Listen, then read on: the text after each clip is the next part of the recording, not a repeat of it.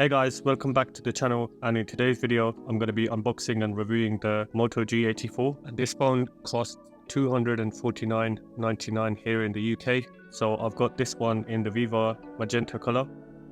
So let's just get straight into this and unbox this thing. So box, fairly simple, straightforward, plastic free packaging, good to see that. Bit more details of the phone itself on the back here. That's a lot of text. So we will cut this sticker open and get inside. Nice and easy, use my little tool and then slide the lid off. Phone sitting here on top as usual, and then this protective sticker, again a bit more information. Oh, got a nice cover with it as well, that's good to see. Let's just have a look to see what else we get inside this box here. So we've just got your normal paperwork, meet your Moto, and then some legal stuff that no one reads. SIM ejecting pin. We get a USB-C cable, lovely jubbly, and then the power brick.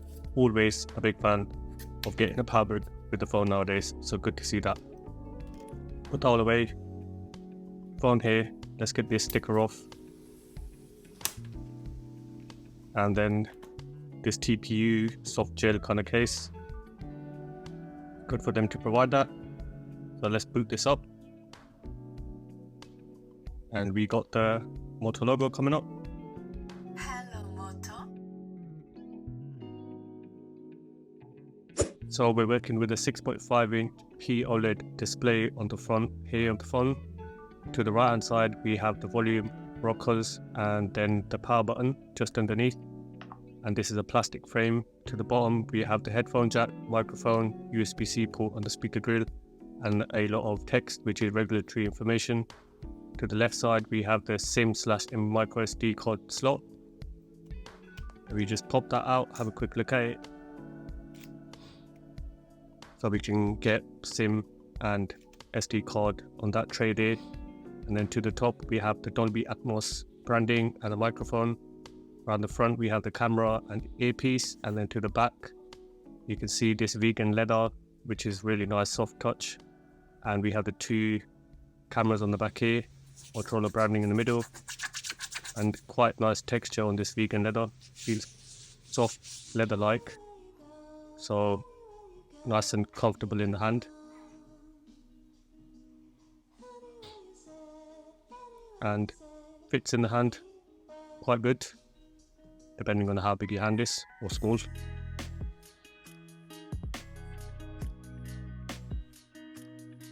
Moving on to the display, we're working with a 6.5-inch OLED panel on the front here, and you can see all the specs on the left card if you want to check them out. So let's just check the brightness first. Dim's quite low, peak brightness of 1300, which is really good. Jump into the settings, just get a quick idea what we're working with, kind of your usual stuff. Display refresh rate, you can choose auto 60 Hz, 120. Let's stick that on 120. And then we got the normal night light, gives it a warmer tone to the screen. Colors you can pick between saturated, natural. I'm more of the saturated guy, so we'll leave that on there. And what else do we have? Flicker prevention, so that's quite good to see. And then additional settings there. And then for the lock screen, you can pick a bunch of different things from here. Loads of different things you can turn on and off. Wide level 1, so full HD, no HDR on this phone.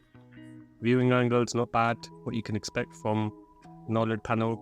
Slight shifting of brightness at extreme angles. And then we'll just have a quick look at various pictures to see what color reproduction it's like on here. But for an OLED panel, can't go wrong. Deep inky black, saturated vivid colors if you choose to have them on that setting. Plenty sharp, I believe it's a 405 ppi. And we'll look at some various footage on the phone. So the max playback is 1080p at 60 frames per second on YouTube anyway.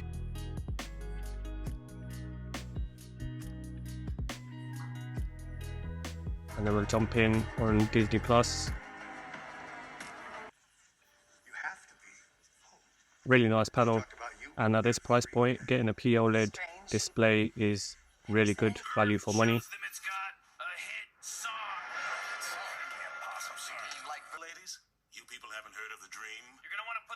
Giant speaker system at your sonic testing facility at Area 51. How do you know about that? For God's sake. And then this is just a comparison between the 12 Pro Max on the bottom and the Moto G84 on the top.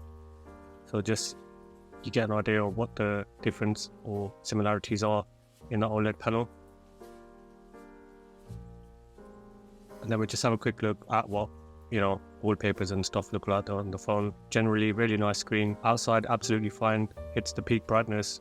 You'll have a bit of reflectivity, but nothing drastic.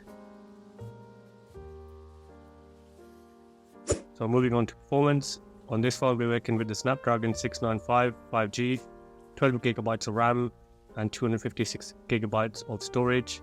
We have Adreno 619 on this phone. And then benchmark results here we can see.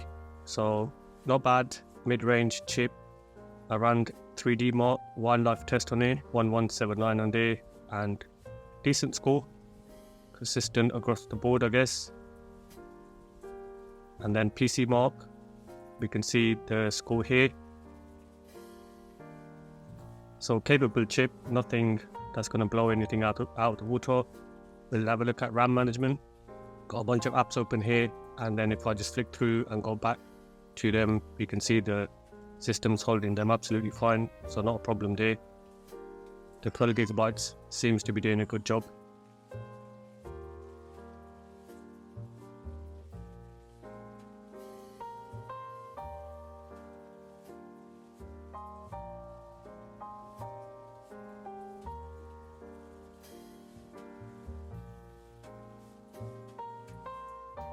So we'll have a quick look at what gaming is like on the Moto G84. I'm just going to boot up Call of Duty Mobile here.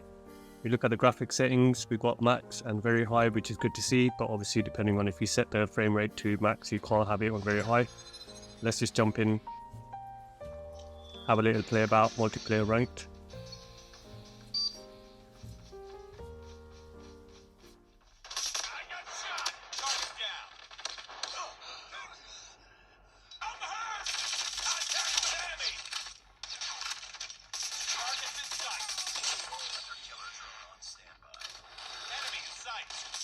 And then in Jaeger, we can still have higher settings, and to be honest, work absolutely fine.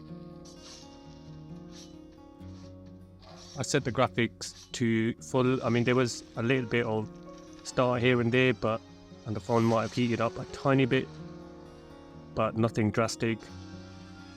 Prolonged use might be different, as this is a mid-range chip, so you can't expect extreme capabilities.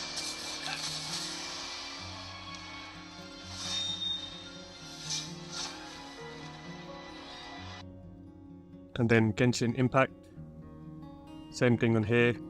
Overall pleasant experience with gaming so far. I did set the graphics to the highest settings for this as well, and again the phone handled it fine, even though it states overclocked and all the settings were on the highest. I put the frame rate to 60, which was the highest. Gameplay was absolutely fine. Played for about 20-30 minutes and I didn't notice anything drastic.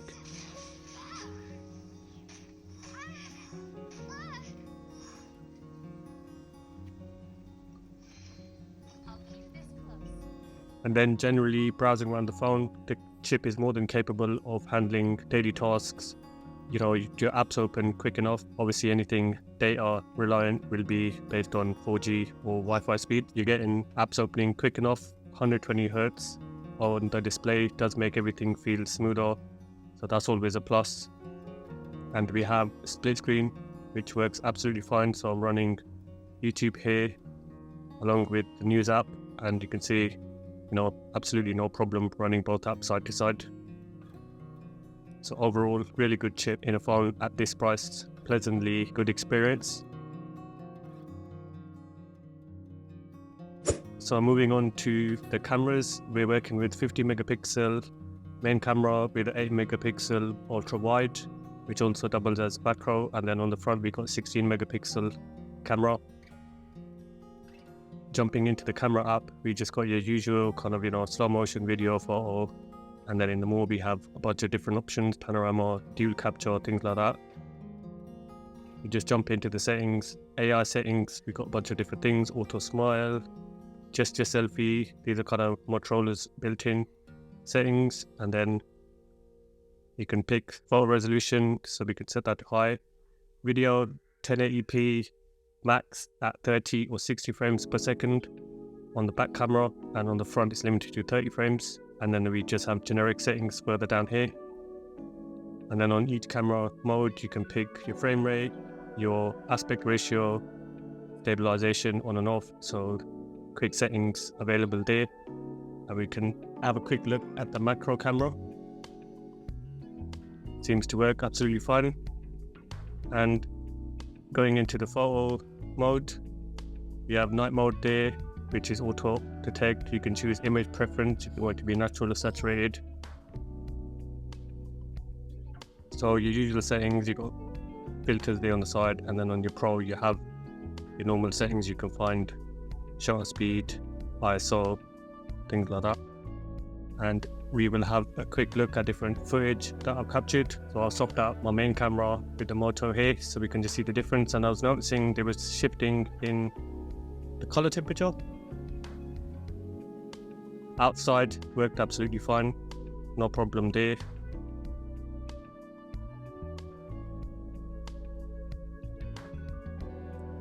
It's not the most sharpest looking footage, but you're getting what you pay for, I guess, at this price point. Still absolutely fine to use for general camera use. And then we've got a bunch of pictures and portrait photos that we can check out.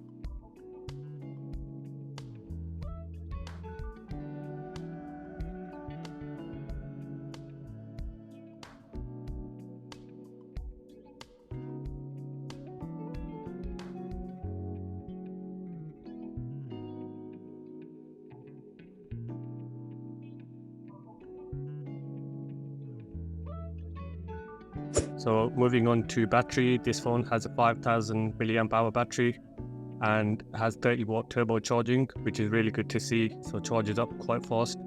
And for my use, it's been really good. I've been using the phone quite a lot, near enough 5 hours, so near enough 6 hours on screen time, and I've still got half the battery left. And this was, benchmarking with PC Mark, we can see there, and Wildlife Extreme Test and gaming. But we got settings in here, so we got adaptive battery, background app data, all different things to kind of prolong your battery life, optimize charging, which is good to see, which always helps to conserve battery usage. We have overcharge protection here, which is another good feature to have in the phone. So everything to kind of get the best and protect the battery as much as it can for long-term use.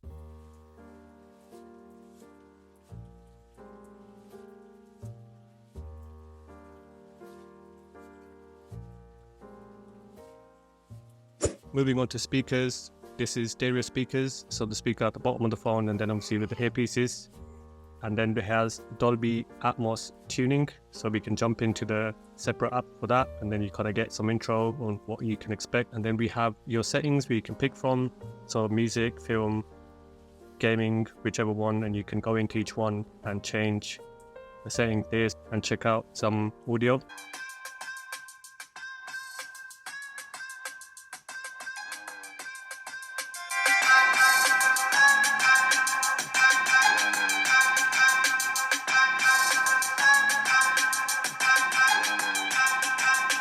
And then if I switch this to film, Looks like we're not getting paid. You're a dude. This is a man. 2 hours. Good luck, Mr. President. Sir, the magnetic poles are about to reverse. In 2 hours, there may not be an Earth to save. Attention. we'll quickly check out what call quality sounds like. Just a test to check out what the earpiece sounds like on the Moto G84. Mic check 1, 2, 3.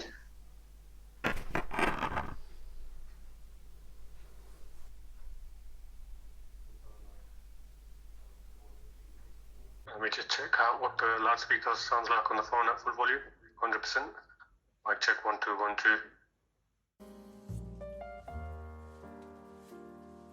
And if we just pop into connected devices, we can do ready for, which is kind of allows you to link to various devices, so tablet, PC, if you want to mirror, share information. So that's really good to have, which is basically Moto Connect.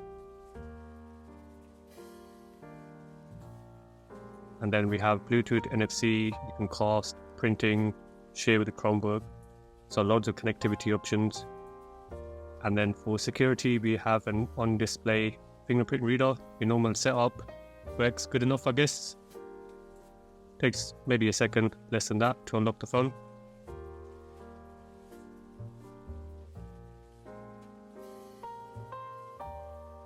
So in conclusion, I think this is a really good phone for the price. You get a really nice POLED display, which at this price point is really good to see. And then speakers on here, I think were good, with the sound being loud and clear, lacking in bass a little bit, but not too bad. Cameras, I think, were probably the weakest point on the phone with the photos and videos, but you know, you're not going to expect anything drastic at £250. So if you're looking for a decent mid-range / budget almost phone, then you can't go wrong with this. The vegan leather on the back is a nice option to have, makes the phone feel a bit more premium, a bit more comfortable, nicer in the hand. And performance wise, I think the phone's really good with the Snapdragon 695 chip, being able to handle most tasks with no problem. Gaming on here is still really good. You're getting higher graphic settings, so that's good to see. So overall, a good phone.